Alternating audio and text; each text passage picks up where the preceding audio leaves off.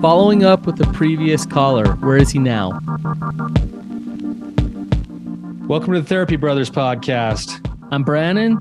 I'm Tyler. We're brothers, We're therapists. and we know recovery. Bring your stories, your questions, your successes with real recovery.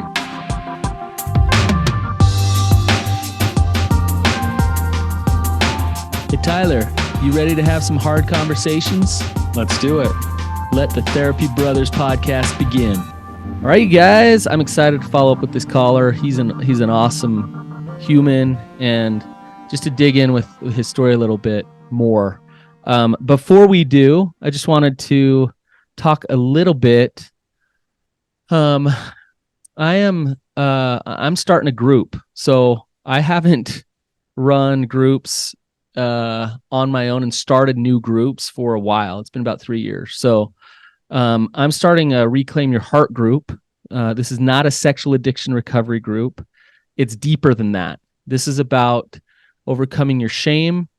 It's about understanding yourself, knowing yourself on a deep level, and learning how to be a connected human being. And the group is for people who are motivated, who want to do some really hard work, and not for people who aren't motivated. So I'm inviting you to fill out an application. So if you go to my website, thebrandonpatrickshow.com, you can click on the healing journey there, find an application, and the group is going to be amazing. It's 12 to 18 months long. It's every Thursday Mountain Time at noon until 1:30. And the cost of it is $250 a month. So excited. There's only so many spots. I think I have like 5 more spots available. So hopefully by the time this releases, there's still a few spots open, starting November 30th. So there's my little commercial for my group. It's a men's group. Would love to have you guys join me. I will be running the group the whole time. So would love to have you in it. Go check it out. All right, Brandon, welcome back. Hi, Brannon. How are you? I'm doing really good. It's good to see you again. It's good to see you again, too. Yeah. So last time we talked, what I remember was you feeling a lot of guilt for hurting your partner. And we kind of talked through some of that grief, some of that guilt that you were feeling, even feelings of shame. If you could just tell us where you're at today, what's going on now with you, and how are things going? Yeah, so since the last time we talked, me and my partner took a long break of not talking, no contact whatsoever. It was really hard on me. But we went like right around 2 months, maybe a little over 2 months without talking. And then we started to talk a little bit, and we actually ended up going on a vacation together, and just reconnecting that way, and really had a good time. And since then, that happened. That happened back the end of September, or the beginning of September. Sorry. Okay. And since then, we've been talking a lot, and really things have been improving in our relationship with each other. So nice. That's good. Yeah, things have really taken an upturn there, and I mean, I'm really excited for it. It's been really good for me. Like just to you really love him, don't you? I do so much. Yeah. I mean, so much. Just that it's amazing that you're kind of being given another shot here, another chance. Yeah. He must be pretty forgiving, and he must really love you too, right? Yeah, he does. So, yeah. So and in the past, I really struggled with interpreting his love. Like, because I only interpreted love the way that I understood it, and I didn't understand it then like I do now. What's different? It's my perception, really. Just I was so clouded before that, I couldn't see the small ways that he showed his love. To me, there was only one way for me to see it, and that was typically through sex, because that's what I was addicted to. Interesting. So You're making me think. Like, we do these retreats, and almost every time we do these retreats, we get the question of like, well, what if God doesn't like show up for me? Like, I don't I don't see God's love in my life. And it's interesting because I'm like, I know God's loving you, and I know it's happening all the time, every day, and you're just not allowing it. You're not soaking it into your heart and feeling it. yeah, And we do that with our partners too. We do that with our spouses. We like they do love us, and if we don't believe that we're lovable, then we don't see it. yeah, Right? we don't see it, we don't accept it. Yeah. Yeah.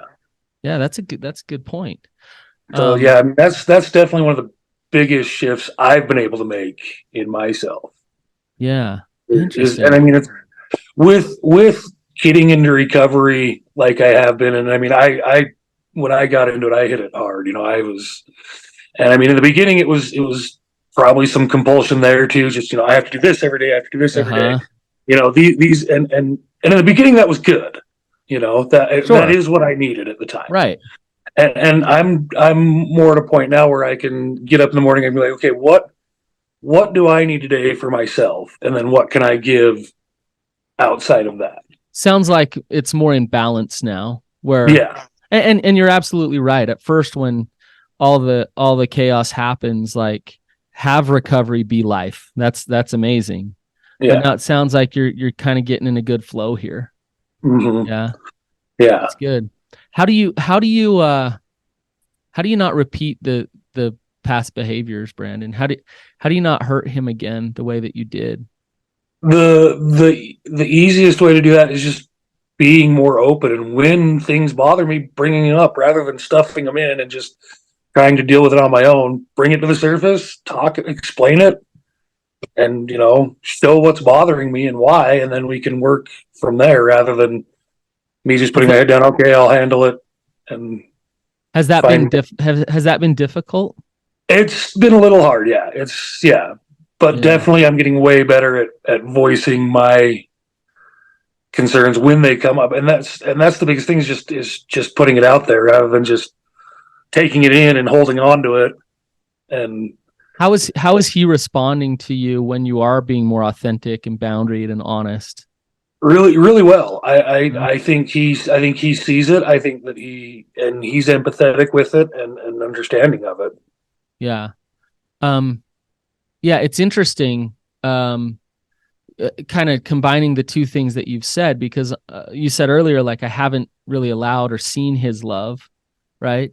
And then the second piece that you're giving is kind of an opportunity that you're giving to him to actually love you.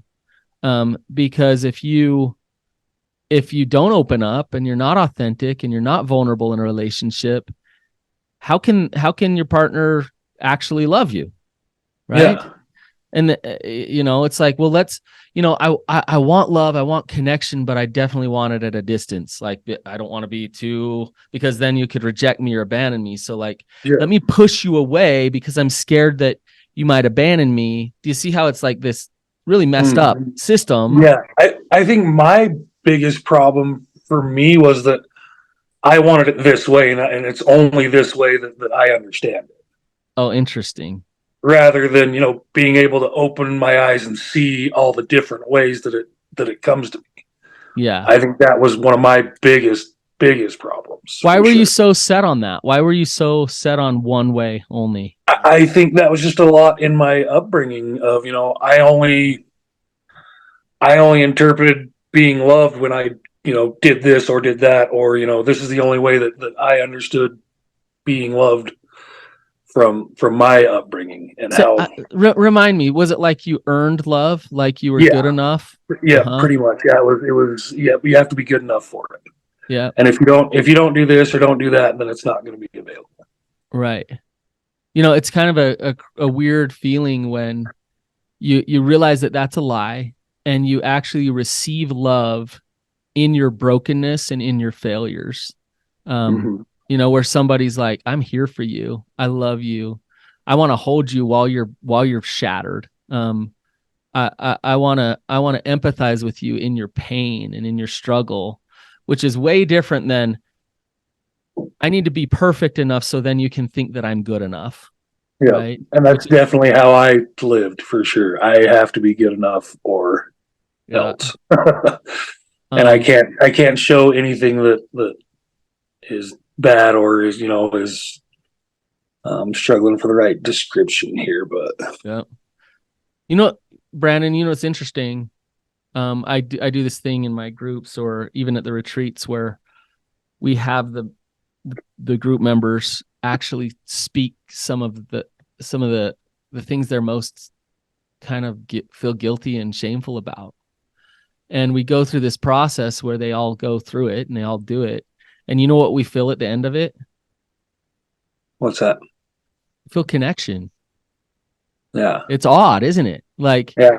they're talking, they're saying, I did this and I did that and I'm embarrassed about this and I feel horrible about that. And at the end of it, it's like, kumbaya, let's all give each other a hug. Which is kind of opposite of this model of I got to be good enough in order to get love, right? Mm-hmm. You see what I'm saying? Yeah. Yeah.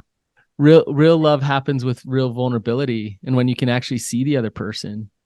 So, Mm-hmm. but it's scary too. Oh yeah. That's what you're saying. Like it's hard to go be honest with him, have some healthy confrontation, do these things because you could get rejected. Right? Mm-hmm. Um, And I think the biggest thing that I understand now is, yeah, I may still get rejected by him in a small way, not as a right, whole, but yeah, in a right, small, like, okay, he doesn't agree with me on this, and that's okay. And we don't have to agree on this, and right. that's fine. Because we still agree on all this other stuff, and everything else over here is still so awesome. But that, in this grand scheme, really doesn't matter Well, as it's much. it's an important thing to understand that, and I think couples get this wrong all the time. Is they think that love is about agreement. They think that love is about, well, I see it this way, so you should see it this way too. Yeah. And so like you bring conflict to the table and you're like, hey, I don't appreciate that you leave your shoes on the floor right there, you know? And he's like, well, I don't appreciate that you don't appreciate that. So like, like you don't have to agree on where you put your shoes. What love actually is, it's not agreement. It's understanding. It's, Yeah. I might not want your shoes on the floor right there. You obviously are okay with that. I want to understand why. I want to understand you. I want to see you. Right? Do you see the distinction there? Mm-hmm. Yeah, Yeah. definitely. And if there's space in a relationship where we can be different individuals, you can think that. You can think A and I can think B, but I totally can see why you'd think A. And I totally get where you're coming from and who you are. And you feel that I get that, but also feel that I don't need to go see A with you. That's where real intimacy can happen. Right. Mm-hmm. It's actually, as we honor our individuality in a relationship, that's where intimacy and connection happen. Yeah, So it's like a paradox. It's backwards. So definitely. are you following me, Yeah, Brandon? yeah, I'm definitely following. Yeah. Yeah. So if you're an addict and you're just using people for your okayness, then you're so far from having that healthy separation in a relationship to be able to be boundaried in that relationship and create Yeah, love and create and actual love. that's definitely where I was at. I needed all of this to make me feel okay. And if he wasn't, if he was having a bad day or something was bothering him, it was my job to fix it. It was, I had to make it okay for me to be okay. I want to ask you this, Brandon. I just got off a call, and I've talked with so many people throughout the years. It seems like you're figuring out how to love yourself more. Mm-hmm. And a lot of times people can't figure that one out. And I mean, really do it. Not just like, I know that I should love myself more. And like, how are you actually getting there? Like the way you're resonating today is night and day from the first time that I met you. Like, Yeah. how are you getting there? What are you doing? How is this working? I mean, really, like I said in the beginning, it was hitting those dailies really hard in the beginning for the first probably 4 to 6 months. What were Like some of the dailies? What were some of the dailies you were uh, doing? it was a lot of meditation. It was journaling. It was Okay, those were the biggest things. Working out. excellent. And then it was diving into things that I used to enjoy a lot, like going and playing pool, going fishing, and doing those things. Excellent. And actually, leaving the addiction behind, or breaking free of the addiction and having the time to enjoy those things that fulfilled me Yeah. again, Yeah. rather than being stuck in this just hellish place of trying to find something to fulfill me. Yeah. You Excellent. know, so yeah, it Okay. really Well, I was just just gonna that. say, okay, diving into the dailies. I love that answer. It seems so simple and even stupid a little bit, like a little tiny things like playing pool. It's not stupid. It's like paramount Yeah, to the recovery process and recovering your heart is giving yourself time to love you and take care of you and also know you. Like you love pool, right? yeah, You love fishing. So like yeah. heck yeah. Like that's amazing. Okay. So what else? So you started doing the dailies, you started taking care of yourself more. What else, Brandon? And then the other big thing that's done it for me, especially really recently, is just seeing my own progress and seeing what I've been able to do for myself.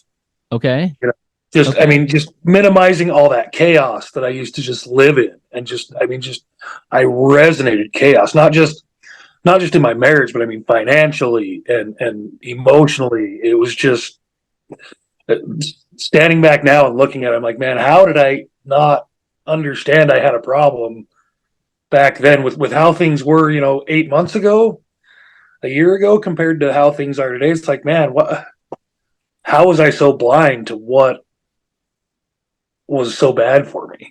How do you stop and see the progress? I mean, do you stop and just like, wow, like I'm actually in a pretty good place? You just acknowledge it internally, or like Yeah, how do you see it? I acknowledge it to myself. I mean, I acknowledge it to myself verbally, and I see how much, uh, how much better I'm doing at work. Like, Okay, excellent. I can see how much more focused I am, and how much more productive I am. Like, so for this last quarter, I'm not 100% sure, but I'm like 90% sure I was the highest efficiency crew lead for the quarter. Nice. Yeah. Excellent. I mean, Yeah. a lot of it was luck, but, but Hang on, 'cause I hang didn't on have, here. Hang on here. Own it. Right? I mean, there was definitely some luck involved because I didn't have any huge major equipment breakdowns while I was running the job.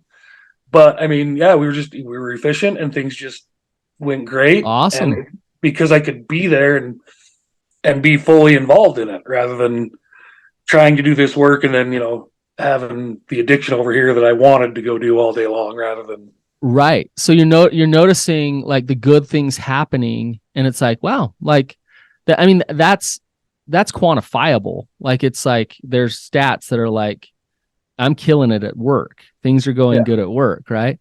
But I think it's important to stop and acknowledge it. It's important to be like, yeah, like that is absolutely like a result of my recovery work and maybe a little bit of luck, but my recovery work as well, right? Yeah.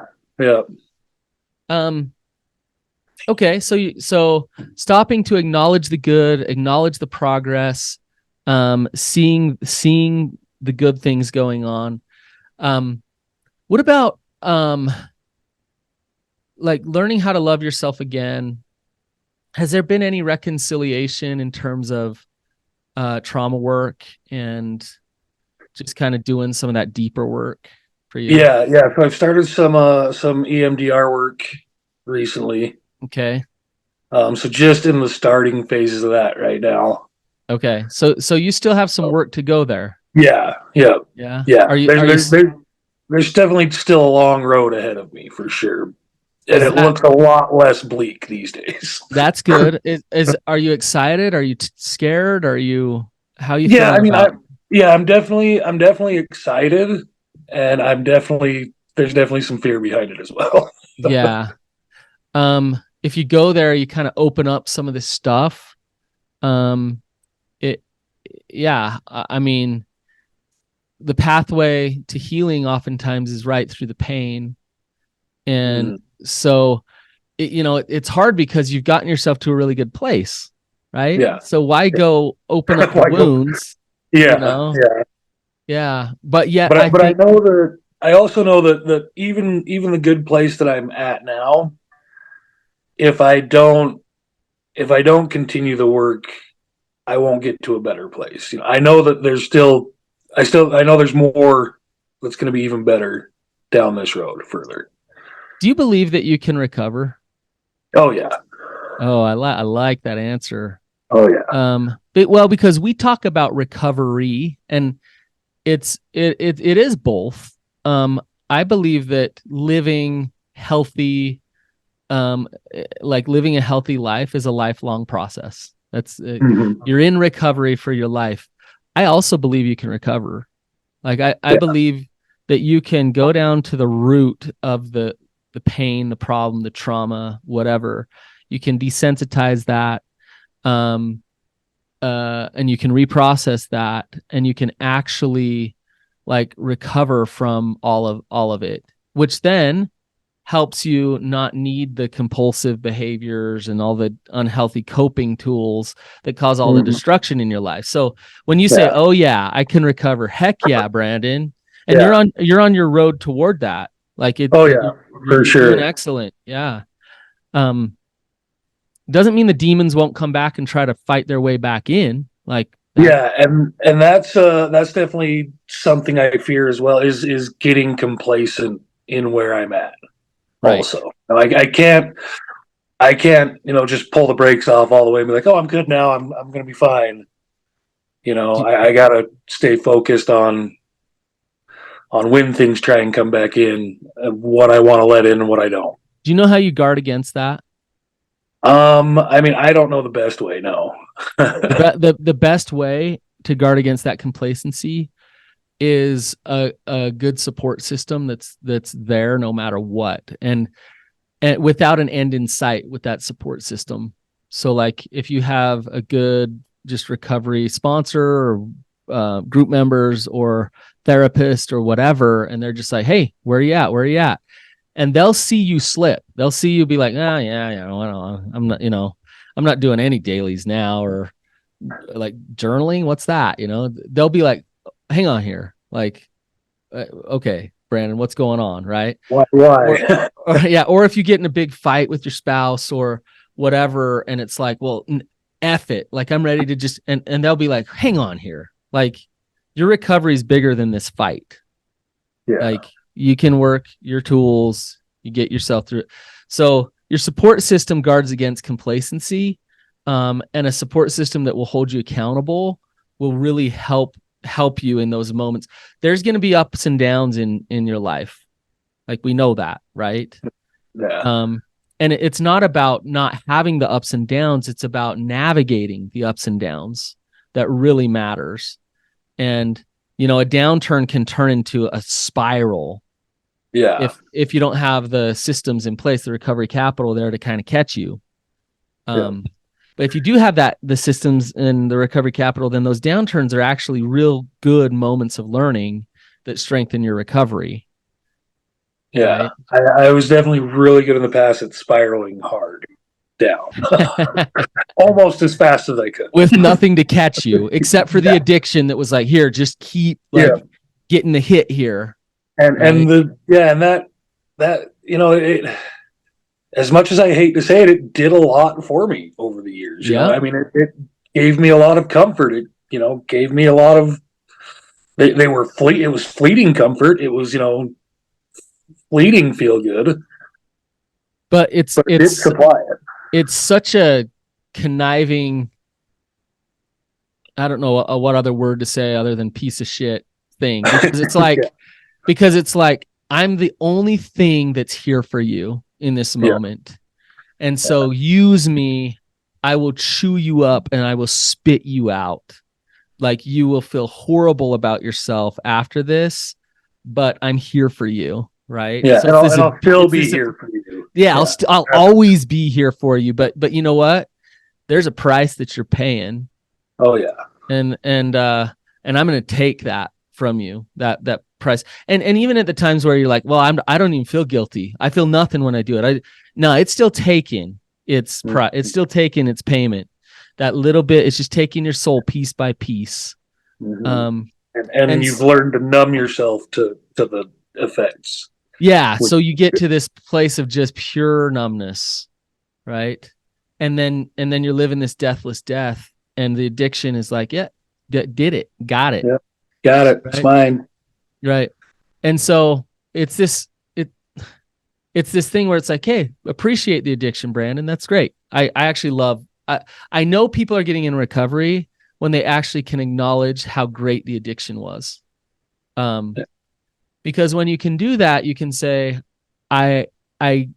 because I can see you and I know what you're doing, I'm going to choose not to indulge with you.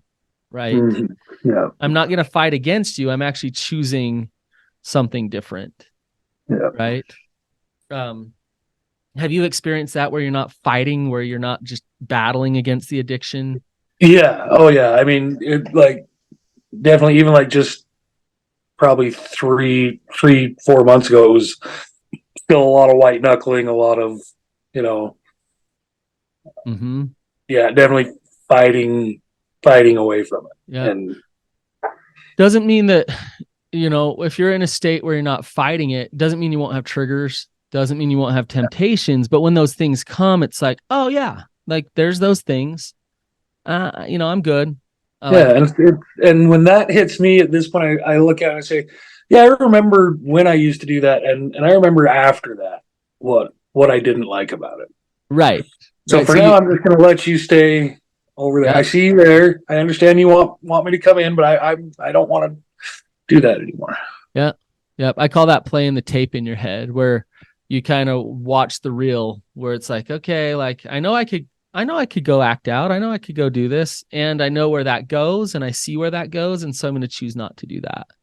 So it's an excellent tool to use. And that choice used to be so much harder. Like even just not to, 4 months ago, that was a hard choice to make. Yeah. Yeah. It was hard not to just dive into that and be like, yep, I'm back. It's going to be fine. I'm going to ride this roller coaster. It's interesting, Brandon. I think I've shared this story before, but the key to relapse prevention, do you know what it is? I'll put you on the spot. I know I've heard it before, but I don't remember it right in a second. Well, I'll answer this kind of backwards a little bit. Addiction's best buddy is denial and distorted thinking, dishonesty. Addiction's worst enemy is honesty, and honesty with self. And so you can't act out. Well, I shouldn't say that. You can, but it's really, really, really difficult for Brandon to go act out when you're being 100% honest with yourself. Mm-hmm. So if you can trick yourself to say, I don't want to look at these consequences, or you minimize them, or you justify, or you blame someone else, and that's why you're going to do this thing, whatever you need to do to manipulate the situation, then that gives you permission to go do it. But when you're like, nope, I'm going to be an honest person, I'm going to own it, I know what I'm choosing, I know what the consequences are.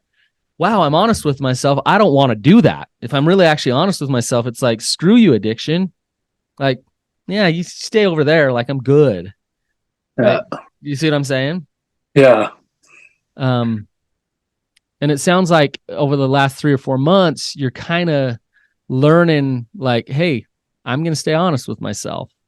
The addiction's coming up saying, fool yourself, get into that denial, justify something. And you're like, no, got to be honest with myself. Right. Yeah. Hey, can I shift gears? I want to ask you a question. Yeah, for sure. And I hate to do this, but I'm going to give you a hypothetical. Okay. Okay. and I forget, are you married or is he just your partner? Yeah. You are married. Okay. Mhm. So your husband dumps you today. Says, I Oof. never want to see you again. The pain's too much. I've been thinking too much about it. He packs his bags and he's gone. And it feels like he's gone for good. What do you do? Um, well, it's kind of, I've kind of already experienced that. So, Okay. um, I mean, the first thing I did was feel horrible, Okay. knowing that me and my actions had caused that. You know, So you took it on um, yourself of like, yeah, and rightfully so, right? yeah, In many yeah, ways, like, yeah, you took ownership, like I did this. yeah. Yeah. And then what I did in that situation was I told myself, I was like, okay, that might be the reality that it stays that way. But all I can do now is focus on myself and respect what he wants. Oh, that's As hard. hard as that might be, which was extremely difficult. But if I can just respect what he wants for now and work on myself, and we'll see what the future brings. But isn't there an easy, and it comes back to what I was just saying, isn't there a really easy justification to say like Oh yeah, F this, it's yep, hopeless. yep. If it's Um, over, then I can just go do whatever I want. yeah, Yeah, like what's the point? and that thought and feeling definitely came in Yeah, for sure. yeah, And what I told myself was I've come this far. Even if I can't be with my husband, I've still come this far, and things are better now than they were then. oh, I love that. I mean, because what you're saying is that your recovery is coming from your own self-determination and your own desire to heal yourself. And if your recovery is solely based on trying to get him back and trying to keep him in the relationship, it's not sustainable. Yeah, Um, it's and, not. And in the beginning, that's what it was for sure. yeah, That I mean, he was definitely my motivation to get into recovery.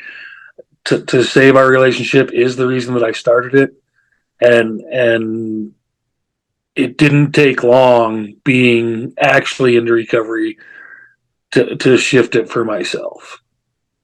excellent. Yeah, because I can tell that you're really happy that you're interacting with him again and Yeah, like things are going. I can tell you're really happy about that, and I think that's really really good. I'm glad that you're happy, yeah, and also understanding that like honestly, Brandon, you're kind of lucky because I work with so many couples that really never have a second chance, right? yeah, But also understanding that in and of itself doesn't mean that recovery is going well. yeah, Right? Like that's great that you have this relationship and he loves you and you love him and like that's awesome. And that doesn't mean recovery is going well because separation and divorce could be happening and recovery can still go well. yeah. Right? And in the grand scheme, there's no guarantee we are going to stay together because we still have some deep work to do together at Absolutely. some point. And Yes. and when that comes, that may push us apart in the It future. could. It And that's could. a fear I have for sure. But regardless of that, our relationship is still something that I want, Right. Right. you know, and I'm willing to take that risk down the road when he's ready Right. to do this work together. And there is that fear behind it that, maybe when we do that work, things will get worse. And they likely will in the beginning for sure. Right. I was working with a couple years ago and this sounds a little jaded, but um she was feeling like the right thing to do is to divorce. Like I need to divorce. And um and he was not wanting a divorce. And um I said to her, if you're feeling like divorce is the right thing, you need to go forward with that. And I said to him, you need to make this as hard as possible for her to divorce you. And I don't mean in the means of like being a jerk, with the courts and things like that. What I mean is like get in such good actual recovery that she's like, wow, like it's hard to walk away from a man like this. And what I would hope in a scenario like that is that she still might get divorced. It still might end that way if she's following her heart in her recovery. But he's also better off because he's actually worked his real recovery. And he's actually getting healthy. He's actually getting healthy. And there is a chance that she doesn't divorce him and they're both healthy now and the relationship thrives. Like that'd be awesome too, right? But the point is for both of them to be healthy, individually first and foremost. And so I'm seeing that healthy kind of separation that you're having in your own individual recovery. You're working it for you. It's on you. It's not about the relationship. If the relationship went away, I would really hope, and I do believe, Brandon, that your recovery wouldn't just, fall off the wagon. It's still intact. It's still going. Yeah, it would still be intact. I fear that it may definitely not fall off the wagon, but it would maybe stall some, or it would maybe falter a little, just with the grieving of losing that relationship. I would really grieve that. That would be, it would be a lot of digging into my support groups at that point for sure. But understanding that feeling that deep pain and that grief is actual like recovery, like feeling like garbage because you lost somebody that you love so much in your life. That's normal and that's good and that's healthy, right? Not feeling grief because you're numbing out the grief, that's where it becomes problematic, right? Yeah. So I would expect that maybe you'd be depressed for a while and shut down and sad and angry, or all the things that come up with grief. That's okay. That's normal. That's healthy even. And now I actually have tools to process that, whereas before I didn't understand those tools. I definitely didn't utilize them. I likely didn't even really comprehend them. There was the addiction waiting for you. Like, hey, Yeah, I got you, buddy. There was that big blanket to catch me and and chew you up and spit you out again. Yep. So, wow, Brandon, it's been just really good to talk to you today and kind of see. I love when you can see the vibrance and the life coming back into somebody as they're working recovery. And if you could give advice to somebody who's been in the depths of hell, who feels extremely bad about some of the wake of destruction that they've done, and in the position you're in today, what would you say to them? I would say don't ruminate on the past. I mean, what's happened is what's happened. You can't do anything about that. What you can do is be better going forward. And you don't have to be perfect going forward either. It's all about progress. It's not about perfection. Yep. I love it. Because that past can drag you right back down to the addiction again and again. And the reality is somehow, some way, hopelessness is always a lie, because we're still alive and kicking, and there's like something can change in the future. Right. Go ahead. The biggest thing I would say too is that with that progress, even if it's baby steps help. I was under this illusion that I had to make these big, huge steps and changes to get to where I am now, and I didn't have to. It was changing little things here and there that brought me to where I am, and it's just continuing that that momentum now going forward. Yep. It really is focusing on the process, not on the outcome of it. And so it's just the little things every single day that make the huge difference. And it's great advice. I hope you're listening. If you're out there and you're wondering if recovery is real, because Brandon is speaking the truth. And Brandon, I really appreciate you coming on. We kind of went everywhere today. It was just kind of an overview of your recovery, and it was fun to do. It was great. Yeah, I enjoyed it. So you guys, if this was helpful and it was helpful to you, then don't be shy to share it. You can share it in your recovery groups. You can take pieces of it. Brandon gave some great advice. This is real life experience and, you know, the ins and outs of recovery, and he's working it. So again, thank you for being courageous, Brandon. We'd love to have you on again sometime. Thank you. Oh yeah, I'll be back for sure. Yeah. All right, you guys have a wonderful day, and we'll see you later. Thank you.